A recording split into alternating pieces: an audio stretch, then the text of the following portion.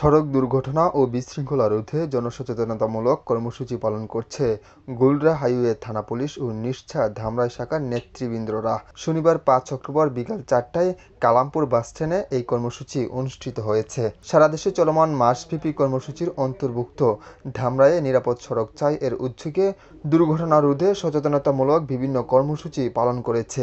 তারই ধারাবাহিকতায় পঞ্চম দিনের মতো কালামপুর বাসস্ট্যান্ডে সড়কে যত্রতত্র যানবাহন রাখা এবং সড়কের উপর ভ্রাম্যমাণ দোকানপাট বসানোকে কেন্দ্র করে সড়কে প্রতিনিয়ত বিশৃঙ্খলা যানজট লেগেই থাকে।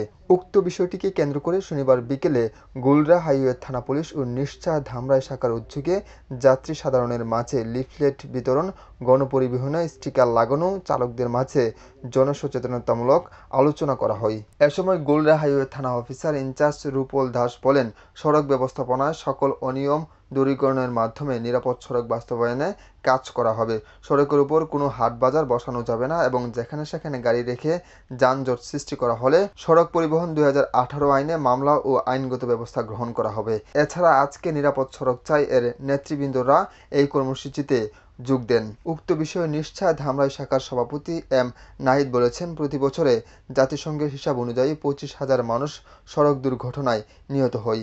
এর মধ্যে ১৬ বছর থেকে ৬৫ বছর বয়সে মানুষের সংখ্যাই বেশি। এর অন্যতম কারণ, এই বয়সে মানুষগুলো কর্মসংস্থানের জন্য সড়কে বের হতে হয়। সুতরাং জীবনের স্বার্থে সবাইকে সচেতন হতে হবে এবং সড়কে কেউ অনিয়ম করবে না বলে উপস্থিত সকল চালকদের প্রতিজ্ঞা করানো হয়। এ কর্মসূচিতে গোলরা হাইওয়ে পুলিশ ও নিরাপদ সড়ক চাই ধামরাই শাখার নেতৃবৃন্দ আইন শৃঙ্খলা ফিরিয়ে আনতে কাজ করে। সাইফুল ইসলাম, আমার বার্তা, ধামরাই।